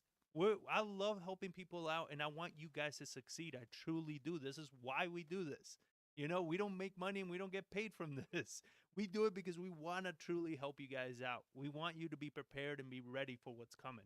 So, in case you don't know, just text the word YouTube to 210-794-9898, and you can text us at any time with whatever questions. So, first strategy, owner financing. So, owner financing is something that you and I don't really like, not because of the strategy itself, but because owner financing kills appreciation plays, right? And then what we saw in the past couple of years was we saw the opportunity of appreciation, and we felt that owner financing didn't make sense at the time. We'd rather hold them as rentals and get that appreciation, For right? sure. So what is owner financing? Break that down. What's owner financing? So owner finance terms get thrown around a lot of like, and there's different like quote unquote definitions of, but like the true definitions of I own a property, whatever I own, a free and clear, I have a deed, whatever it may be. John approaches me and says, I want to buy your house, but I can't afford a loan. I can say to him like, look, I'll finance it to you to whatever price. Say I have a loan, $100,000, but I tell John I'll sell it to him for $200,000, and I make that spread. So it's like I'm owner financing the house to him. I owe $100,000 and my payment is $1,000. I owner finance to John for $200,000 for $2,000. He pays me $2,000. I pay the bank $1,000. I get a spread of $1,000. I owner finance that to John, no matter if I had a debt or not. Or exactly. If I didn't have a debt, I sold to him for $200,000. I became the bank. I get $2,000 a month. He pays all the taxes, mortgage repairs, everything like that. Downside to that is when I owner finance something, I sign that deed over to him. He owns that house now for $200,000. No matter what I owe against it, $100,000, $150, or zero, I will never get a dollar more than that of the appreciation off that property. Say you bought that in 2019, and now you're trying to sell it in 2023, and say it is now worth $300,000. Well, he's paid down that note of $200,000 to, not talking interest rates or anything, simple math. He's paid it down to $150 and it's worth $300,000. He pays me off. I only get $150. He makes that extra $100,000 on that house. I get nothing from that appreciation, which is why we didn't like that. Is because I want that appreciation. And if you had a rental in COVID, before COVID and now afterwards, you got a huge windfall of appreciation. You got a big equity spread now. Yep. And if you owner financed, you don't get that. Your payment is fixed. Your principal balance is fixed. You're not going to get any more than that unless that person defaults and you foreclose and get the house back. So like where I think say it's not a bad strategy if you make a full-fledged business out of it, because there are some very successful owner finance people here in San Antonio that do very, very well because that's all they do. And they rotate and they're constantly bringing in properties, constantly sell them, and they do very, very well. But if you're just going to do one owner finance here, one rental here, this thing or the other, that's why we don't like it, because we're not making a full business out of owner financing notes. Like we like, I don't say we like flipping houses, but we like that appreciation piece because we are very young. Now it is great for a more hands-off piece, but I was speaking with somebody about that. It's like there's a lot more upfront work with owner finance than there is rental properties, and so but on the backside there's not as much work. Yeah. So it's a give and take between the two strategies. So, but coming up, what you can use for owner financing in a different way is you could always buy a house through owner financing. So if you come across a seller that has plenty of equity in the property, or they own it free and clear, and they want maybe close to damn near retail, we'll buy a house like that with the right terms. Like if we negotiate terms on that property where we can get the property, they're pretty much giving us the loan and we're making a payment, and then we're able to rent it out for a profit. Yeah. We'll lock that up all day long because our tenant is paying down that payment, and we're locked in with a great loan that we don't have to go to any bank for. Oh, for sure. I love this example when people say, like, around here, say a couple streets down, houses are worth for high 200s, low 300s. I woke up to you, say you own a house for $300,000. I say, I'm going to pay you $1 million for your house. Yeah. You take it? And I'm like, oh, yeah, I'll take it. Cool. I'm going to pay you $1 a day. Yep. I will buy that all day if somebody agrees to that. As you do the math, I only have to pay you $365 a year forever for $1 million. You'll get $1 million. Yeah. It's like, I don't give it $10 million. It does. The price does not matter if I can control the terms. Yeah. So that is something to think about coming into this. It's an over exaggeration of what it would be. Yeah. But it's exactly what it is. It's with the right terms, price doesn't matter. Exactly. Because with time, real estate always makes sense with time. So it doesn't matter what the price is as long as you finance it correctly. And I love paying off people with cheaper dollars.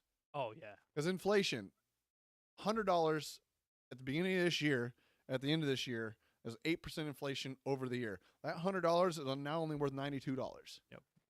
But now over time, compound that over 10 years, as like you're paying people off with today's dollars off of previous dollars. That's why people that's why the Reserve came out and said it. That's like, our job is to devalue the dollar. Yeah. And just add zeros to the balance sheet. So it's telling you, it's like, I want to play their game. It's like, that is why they want inflation. That's why the last couple of years, why I think they did what they did and COVID was a perfect example to flood the economy with money to create inflation, because we had such low inflation, because low inflation and deflation is the worst thing for government budget balance sheets, corporations, debt holders. Is now your debt is getting more expensive and your earning power is going down and your income's going down. So that's why they want that inflation. So I want to do the exact same thing. Is like, I want to buy today at a fixed interest rate of 3% or even 8% if the numbers make sense, because in the future, like, I'm going to be paying it off with those active dollars and paying off previous dollars that have been inflated away. Yeah. So if you're right now, when the market turns, or if it turns, whatever happens, and you're dealing with sellers that they're like, man, these people want retail. Oh, maybe do an owner finance strategy. You know what I mean?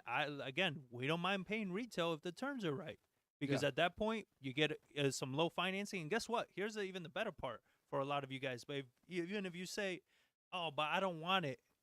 Well, you can always wholesale a deal like that. We've done it. Because there's a ton of buyers out there that would love to get their hands on a property like that. Our most probably eventually will be our most profitable real estate deal that we've done.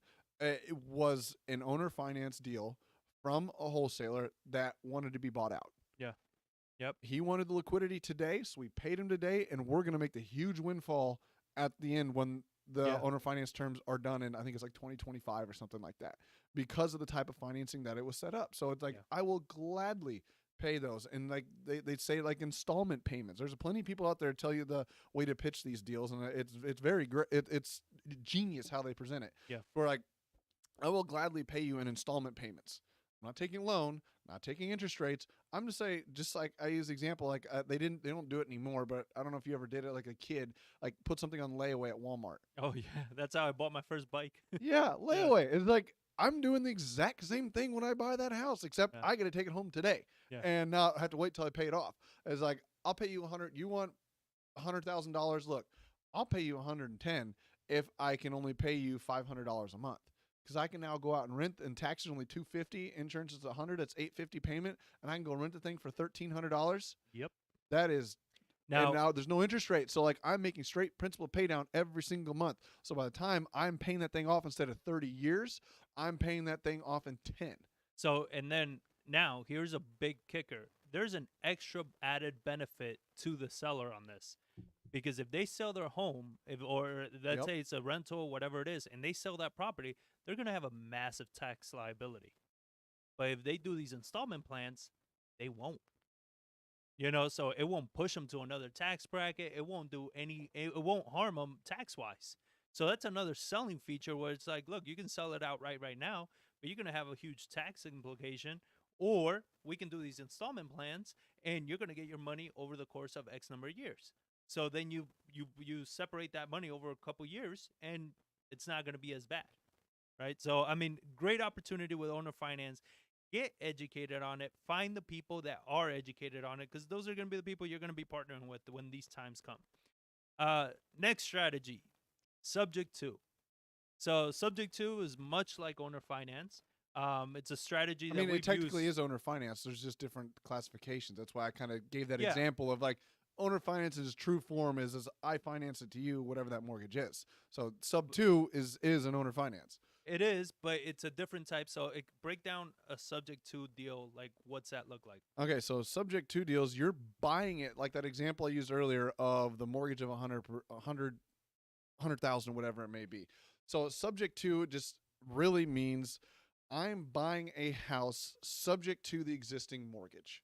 So, and switch the roles, I approach John as a seller and he's in foreclosure and say that he's got some equity, not a whole lot. And for me, the investor, I come and say, hey, I can't give you any money. Maybe I give you $1,000 to move out or whatever it may be, because there's not a lot of equity in there and there's not a lot of big spread. So for me, I come in and say, I'll take that payment over. And there's like, what do you mean by that? It's like, look, you're $10,000 behind, $20,000 behind. I'm going to come to you, buy your house. I'm going to reinstate your mortgage, and I'm going to buy your house subject to that existing mortgage. Your name is going to stay on that debt, but I'm responsible paying for it. So John goes off his way. I reinstate the loan. I get the title. I go through. I rent it out. So now my tenant pays me $1,500 a month. John's payment is $1,200. I now go pay that mortgage on his behalf, the $1,200 to the bank. So I bought the house subject to John's existing mortgage. He's still responsible for the debt, but I own the deed to that property. So I make the payment on John's behalf. So it's a win-win for everybody. He doesn't get foreclosed on. Tenant gets moved into the house, gets a house, and I make a little bit of cash flow in between.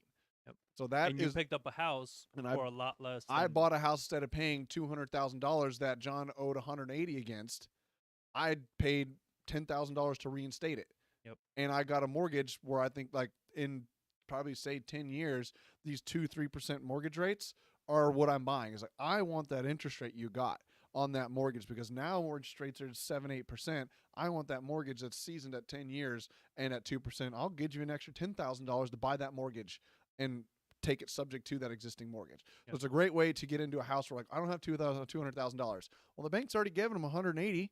Like, just buy that and reinstate for $10,000. Now I got his loan for $10,000 to reinstate it, and now I hold the deed and I can get a rental property and cash flow it that way. yeah, and not just for rental properties, but we've used this when we were flipping a property. We've done flips in these past couple of years where we bought the property subject to, and all we needed to come to the table was with the rehab money. So we didn't even have to borrow that. We put up our own capital. We renovated the house, and when we sold it, we paid off the mortgage, and we got our money back and then some. So it cost, instead of costing us on that project, I think it was like, I don't know, like 150 to buy, renovate it, and everything.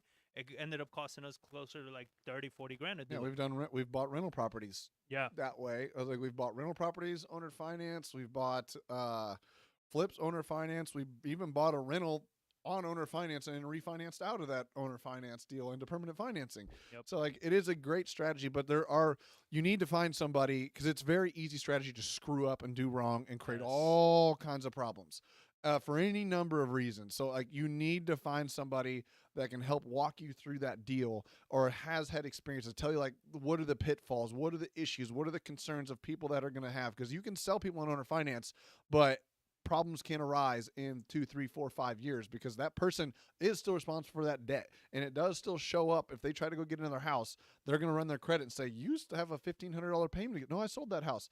That doesn't matter. Your debt's still attached to that property. That name is still attached to that mortgage. So that's going to negatively impact your ability to get credit in the future if it's not done right. Yeah, you gotta be careful, especially with a lot of these YouTube gurus, that they make these strategies seem so simple, but you gotta look in the market that you're buying in. What are the laws? The state you're in. Yeah, very important. What the regulations are there? What are the contracts that you should be using? We always give, when we do subject twos with sellers and everything, we do give them the right to foreclose on us. There's a lot of investors that do not do that.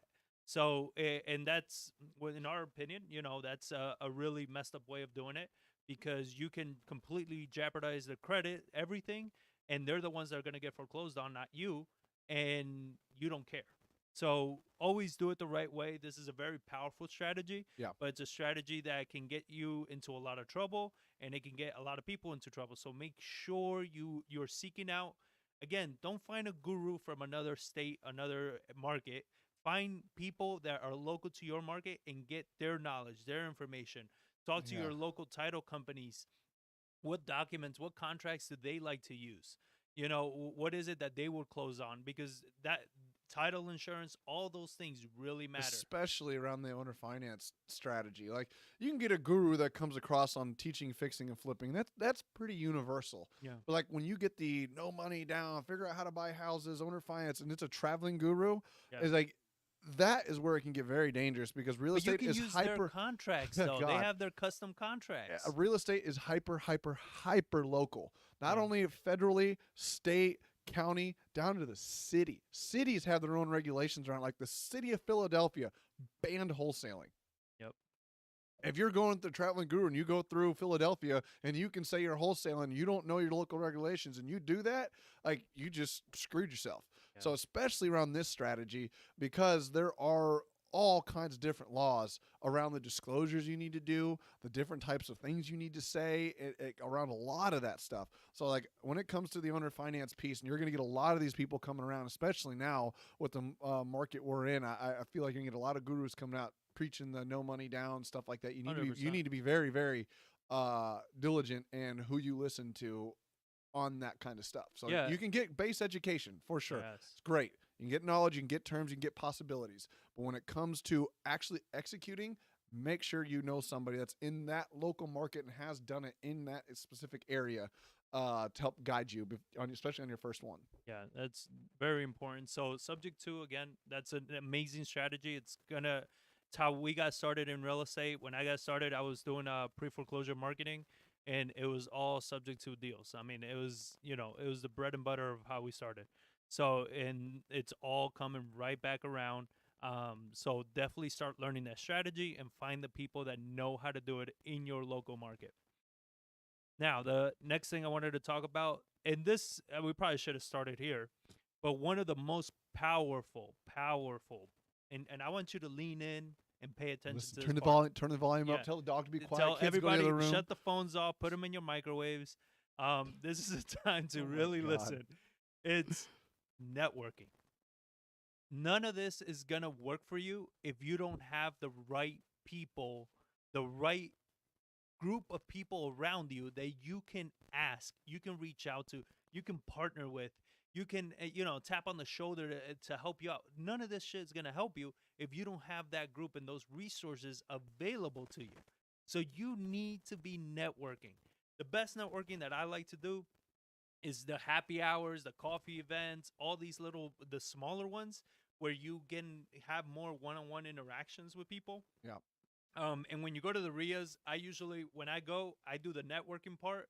And whenever the presentation or the sales pitch starts, that's when I typically leave because I just go for the networking, right? I want to meet the people.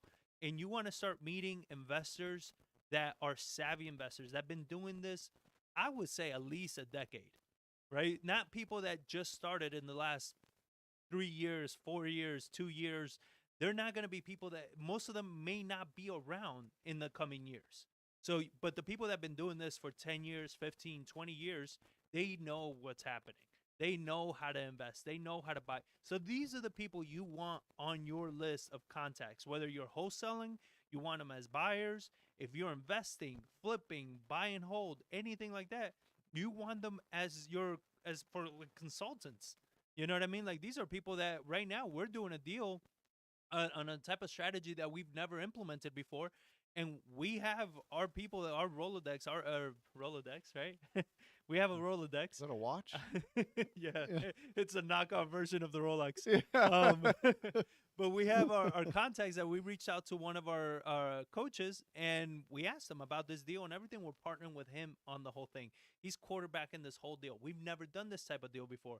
So after doing this, we're going to know so much more because now we learn what contracts he uses, what's the process he does, how are the steps that he takes. So we are learning from somebody that's done this hundreds of times. I mean, you can look at our story and we tell people like I mean, I'm not. This doesn't sound arrogant or cocky, but the people look up to us and they've said it like, "Oh my God, you guys look like you're killing it," all this other stuff, and it's like it's like we got here by partnering with other people so we can learn. We're still doing that 7, 8 years later. I don't know a strategy. I know it's possible. I found a guy that knows how to do it. Yeah. I'm partnering with him, and I'm giving him 50% of the profit, and I'm doing all the work. Yeah. And that's how we started.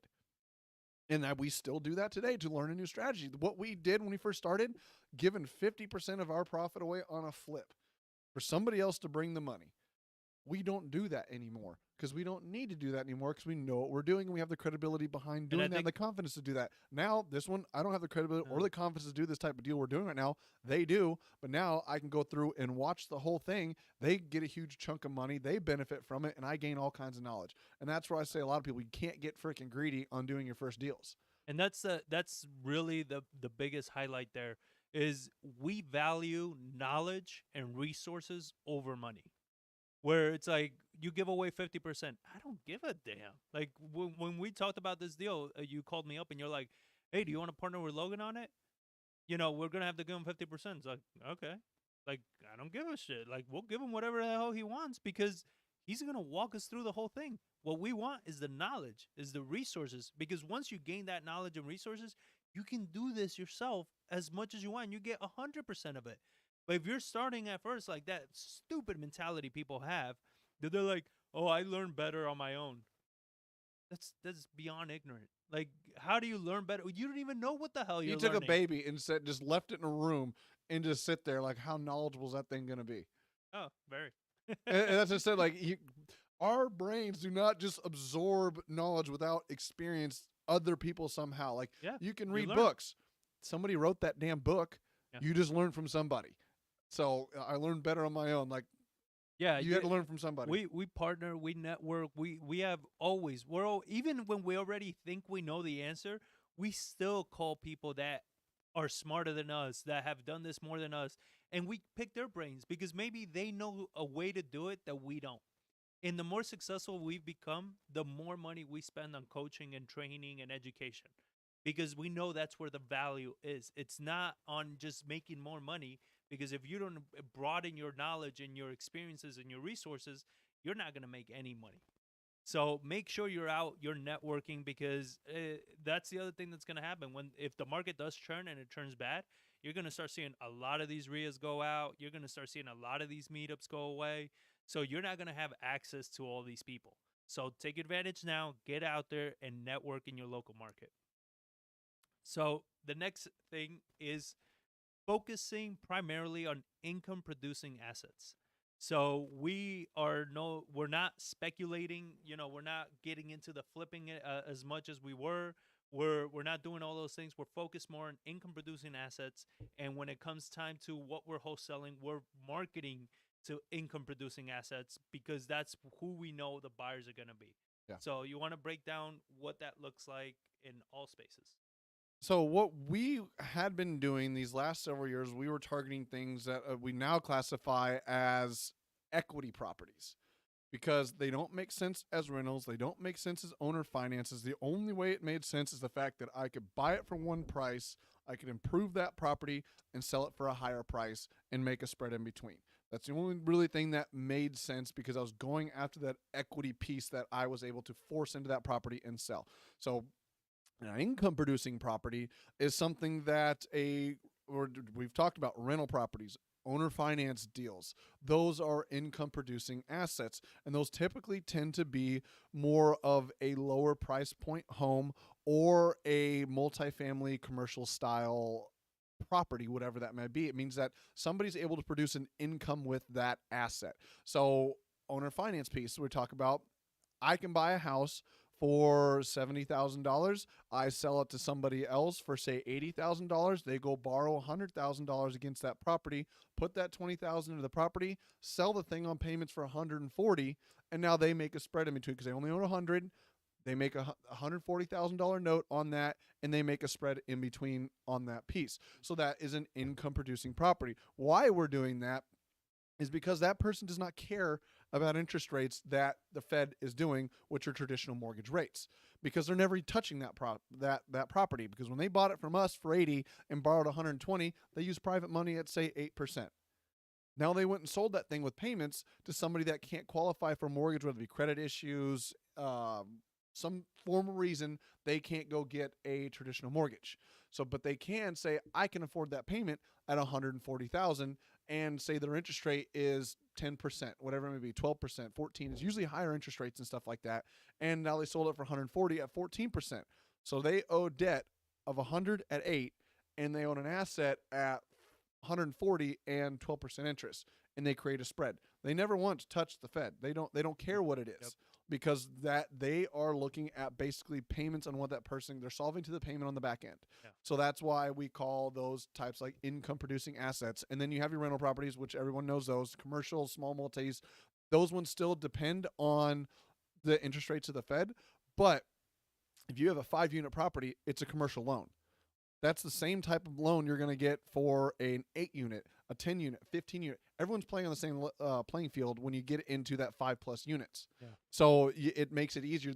They still, everybody in that asset class has to solve to that payment. Yeah. So it's a little bit different game. So that's why we're now targeting income producing assets. And then the other benefit to marketing for these deals. So if you're a wholesaler and you're marketing to these, you're going to get better deals this way because you're going to be able to offer more income producing buyers. They're willing to pay a little bit more because they're going to be holding on to the property so they can wait for the equity. Versus a fix and flip buyer, they need steep big discounts because they're looking to buy it, fix it up, and sell it right away. So they need those margins. Where a buy and hold buyer may not even need to fix up the property if it rents as is. So you have a lot better negotiations. You can possibly wholesale it for a little bit better profit. You're most likely definitely going to find a buyer for it. So we love income producing assets because I think the buyer pool is definitely going to be there. They're going to be there at a higher price point than your fix and flip buyers. You're going to have better opportunities with when you're negotiating deals, and you're definitely going to be able to make some more money in that respect. So definitely start targeting more income producing assets versus these massive flips, historic deals, and all those things. I think you're going to see a bigger struggle in those areas. And lastly, the biggest thing in order when you're doing marketing or any type of lead gen and everything is going to be your follow-up game. If you don't have a follow-up system, and we prefer a CRM, the CRM that we use is RE Simply, ends with a I, not a Y. And if you go to resimply.com/AIJ, you'll get a discount if you sign up to it. And this is a CRM we've been using for over a year. We love it because here's the thing. Like I said before, you got to make disrespectful offers, right? And what I mean by disrespectful offers is you just got to make offers that are low enough to protect your investment, to protect the investor. Like you got to, you got to understand where the market is going. And a lot of these people they're going to tell you no at first. But what we've been realizing is because we're following up with them, a few months later, all of a sudden they're entertaining those offers because they're realizing that's like, man, the market's changing. I'm not getting anywhere near what I wanted. So they're starting to come down. But what I see with so many people is nobody follows up. They try one time, they tell them no, and that's it. And I'm like, well, now the next person that follows up with them is going to get the deal. Because these people, if they're interested in selling, they're going to still be interested in selling. You understand? Because they have something that's making them want to sell. So if their motivation is strong enough, they're going to sell at some point. The difference is, are they going to sell to you or are they going to sell to somebody else? So if you set up a good follow-up game and you are following up with these people, touching base and trying to make sure do they need anything else, just checking in on you, seeing if you have any other questions, just keep following up because eventually these people will come down to the price that makes sense for you and for them to sell. So, and within that, one of the things that I wanted to bring up that I thought was really funny is our acquisition manager. She was telling us how we've been getting deals because a lot of wholesalers right now are so disrespectful when they're speaking to sellers. So we're marketing the foreclosures and everything, and they're telling us like, yeah, hey, so when can I go see the house? You're like, what do you mean?